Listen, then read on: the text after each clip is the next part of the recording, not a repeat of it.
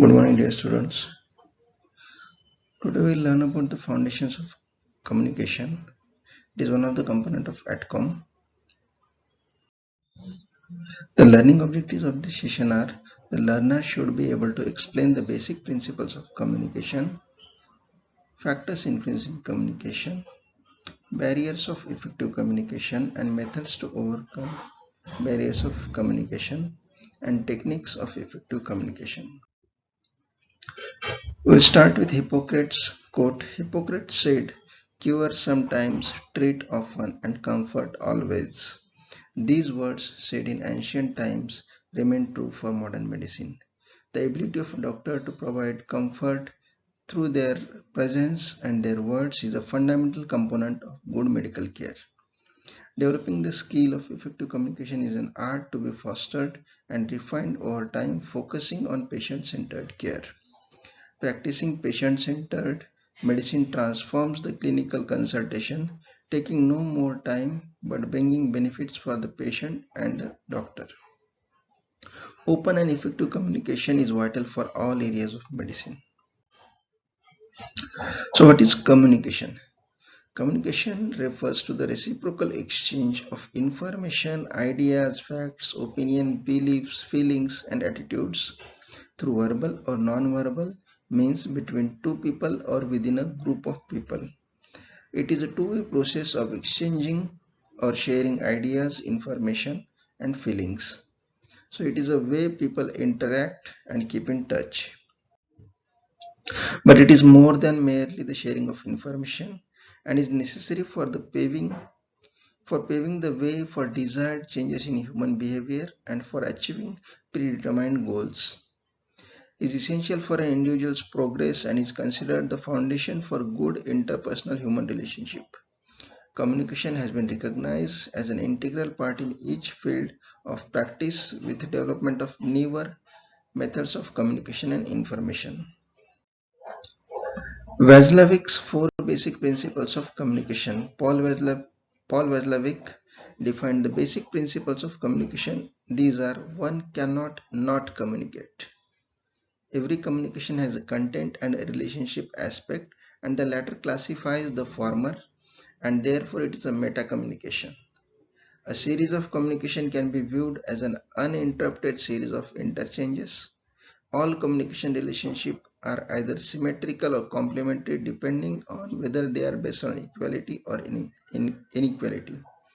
So first principle, one cannot not communicate, means even if we are not talking or writing or not doing anything, even at that time also we are communicating, because the individuals who know us can interpret even our behavior without any action. So one cannot not communicate. Every communication has a content and relationship aspect. The latter classifies the former, and therefore it is a meta communication. Each person responds to the content of communication with respect to the relationship between the communicators. Like if someone says, "What an idiot are you?" If this dialogue is between two friends, it will be easily accepted or happily accepted. But in other contexts, it has different meaning. So every communication has a content and relationship aspect, and the latter classifies the former, and therefore it is a meta communication. A series of communication can be viewed as an uninterrupted series of interchanges. All communication relationships are either symmetrical or complementary, depending on whether they are based on equality or inequality. Now, symmetrical communication is one in which the communicators are having equal power. Okay, and whereas complementary has unequal powers. So both these are based on inequality and inequality. Process of communication. The process of communication is a complex, ongoing, dynamic, multidimensional human interaction. It is a two-way process between the sender and the recipient of the message or information, and has several components of or elements like The sender encoding the message and sending the message through message channels, which is received and decoded by the receiver. Then receiver gives feedback to the sender, and all this occurs in an environment. So these are the elements of communication, which has sender, message channel, message, receiver, feedback, and environment. Sender, the very foundation of communication process, is laid by the person who transmits or sends the message. He is the sender of the message, which may be a thought, idea, picture, symbol, report, or an order and postures and gestures, even a momentary smile. The sender is therefore the initiator of the message that need to be transmitted. After having generated the idea, information, etc., the sender encodes it in such a manner that can be well understood by the receiver. Message is referred to as the information conveyed by words, as in speech and write-ups, signs, symbols, pictures, depending upon the situation and the nature and the importance of information desired to be sent. Message is the heart of communication. It is the content the sender wants to convey to the receiver. It can be verbal, both written and spoken, or non-verbal, that is pictorial or symbolic. Encoding is putting targeted message into appropriate medium, which may be verbal, non-verbal, depending upon the situation, time, space, and nature of the message to be sent. The sender puts the message into a series of symbols, pictures, or words which will be communicated to the intended receiver. Encoding is an important step in the communication process, as a wrong and inappropriate encoding may defeat the true intent of communication process. Channels refers to the way or mode the message flows or is transmitted through. The message is transmitted over a channel that links the sender with the receiver.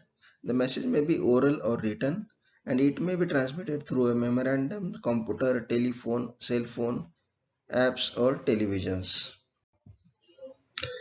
Receiver is the person or group who the message is meant for. He may be a listener, reader, or a viewer.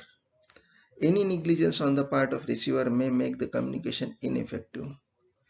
The receiver needs to comprehend the message sent in the best possible manner, such that the true intent of communication is attained. The extent to which the receiver decodes the message depends on his or her knowledge of the subject matter of message, experience, trust, and relationship with the sender.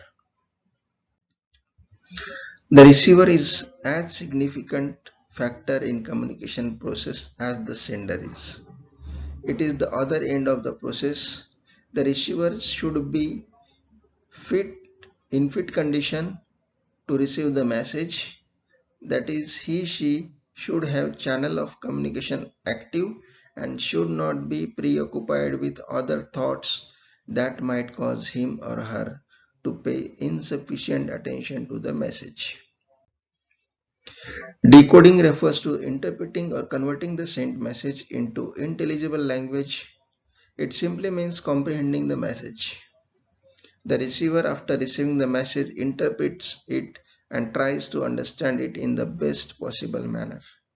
Feedback is the ultimate aspect of communication process. It refers to the response of the receiver to the message sent to him by the sender. Feedback is necessary to ensure that the message has been effectively encoded, sent, and comprehended. Feedback is the final step of communication process and establishes that the receiver has received the message in its letter and spirit. In other words, the receiver has correctly interpreted the message as it was intended by the sender. It is instrumental to make communication effective and purposeful. It enhances the effectiveness of communication as it permits the sender to know the efficacy of his message. It enables the sender to know if his or her message has been properly comprehended. The analysis of feedbacks helps improve future messages. Feedback like message can be verbal or non-verbal and transmitted through carefully chosen channel of communication. We can represent the above steps in a model as the model of communication process. Now there are confounding elements in the environment through which the message has been sent. It refers to any obstruction that is caused by the sender, message, or receiver during the process of communication. For example, bad telephone communication, faulty encoding, faulty decoding, inactive or inattentive receiver, poor understanding of message due to prejudice or inappropriate gestures, etc. Now, types of communication depending upon the purpose, it can be of formal, informal, and therapeutic communication. Formal communication, where it follows a line of authority. Informal communication, it doesn't follow line of authority like gossip, chit chat. And therapeutic is the one in which there is communication between the healthcare provider and the patient, like doctor and patient communication. Based on means of communication, verbal communication and non-verbal communication. Verbal communication can be either written or spoken communication, like telecommunication, electronic communication. All these are types of verbal communication, and it conveys accurate and effective message. Non-verbal communication is without the use of words or spoken or written message. It includes five senses: postures, gait, touch. All these are non-verbal communication. Then based on levels of communication, intrapersonal communication, that is self-talk, interpersonal communication between two individuals, small group communication between a small group of individuals, public communication, and organizational communication.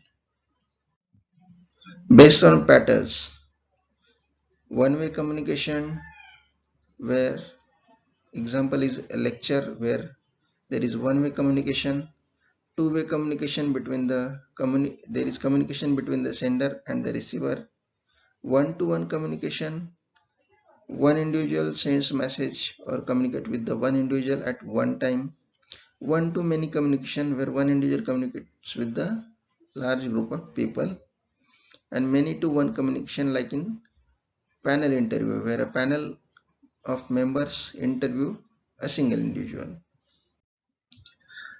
Now there are certain facilitators of communication. These facilitators include 7 C's of communication, which include clarity of message, correctness of message, completeness of message, concreteness of message, conciseness of message, courtesy in the message, consideration. So all these 7 C's facilitates the communication. Clarity is required because the message should be clear in order to attain its purpose. Correct. The message should be correct.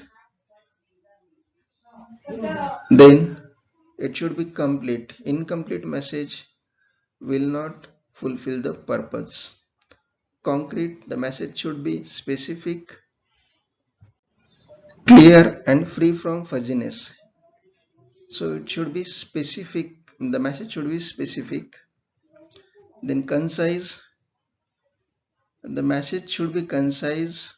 It increases effectiveness of communication, because large matter or large content can dilute the heart of the message or content. Then courtesy, it helps sender and receiver to express their feelings. Then consideration helps in understanding other person's emotions by stepping into his shoes. Now, barriers of communication. Communication is not an easy process and can be hindered by several factors including personal, physical, environmental, psychological, social, cultural, semantic and organizational barriers. Physiological barriers include lack of attention, poor sensory perception, discomfort due to illness, poor listening skills, information overload, and poor retention due to memory problems. So these are physiological barriers.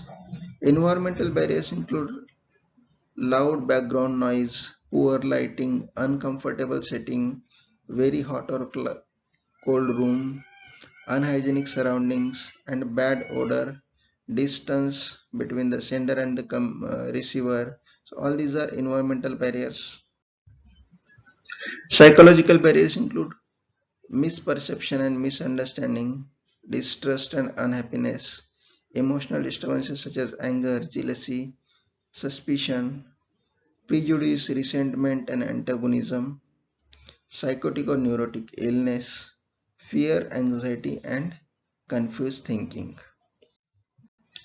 Next is social barrier, difference in social norms, values and behavior, social taboos, different social strata,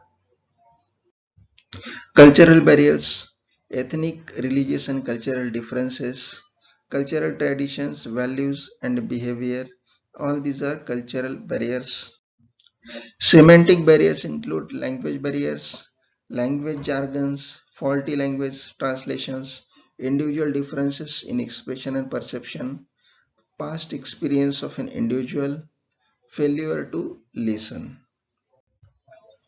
Organizational barriers include organizational policies and rules, regulations, technical failure, time pressure, size of organization, complexity of organizational structure due to hierarchy.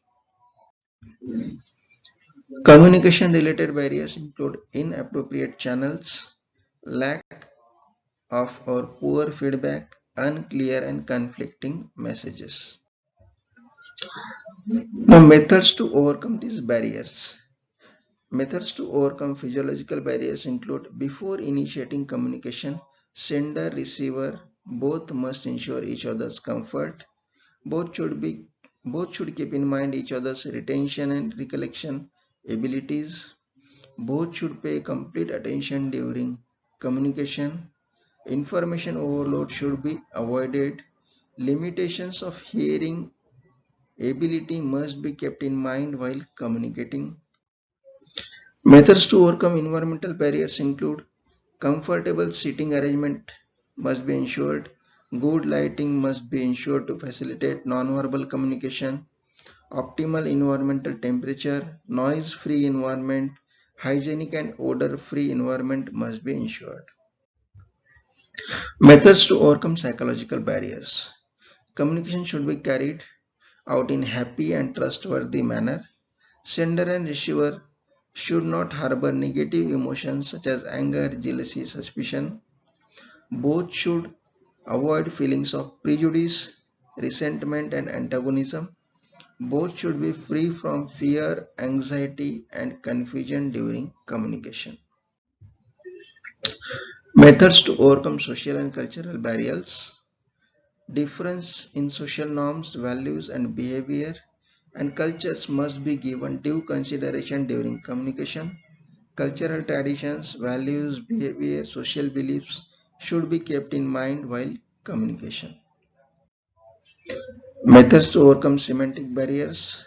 The sender and receiver both should use the same language during communication without any language jargons. Individual differences in expression and perception of messages must be considered. Methods to overcome organizational barriers. The organization policy, rules and regulations should be pro-communicative or pro-communication.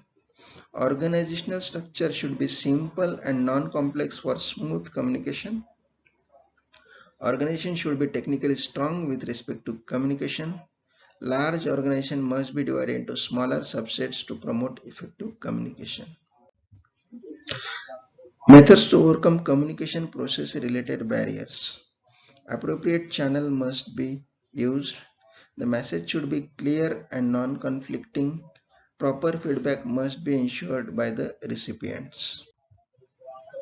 Now, techniques of effective communication. Although we are involved in communication all the times, the therapeutic use of communication requires training and practice to develop necessary skills. The following skills are considered essential in ensuring effective communication. These include conversational skills, listening skills, technical skills, and general skills. Conversational skills include focusing, paraphrasing, sharing information, asking relevant questions, clarifying and summarizing, and sharing humor. Listening skills include active listening, using silence, listening with purpose, acknowledgement of message, and feedback.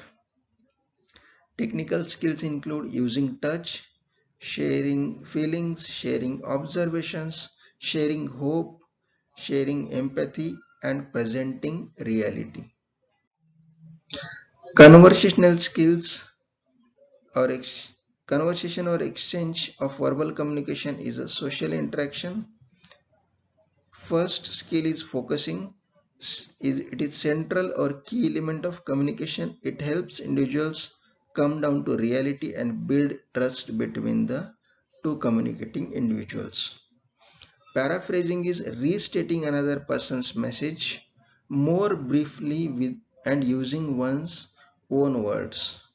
It helps in sending reciprocal feedback, showing they are keen to listen to and understand each other's message. Sharing information and asking relevant questions helps in getting more appropriate and relevant information. Clarifying and summarizing. Clarifying is restating and seeking further information about the subject matter that is unclear and ambiguous. Summarizing is a concise review of the key aspects of interaction. Clarification helps individuals avoid invalid assumptions and misunderstandings. Summarizing helps provide a sense of satisfaction to individuals and aids in termination of communication.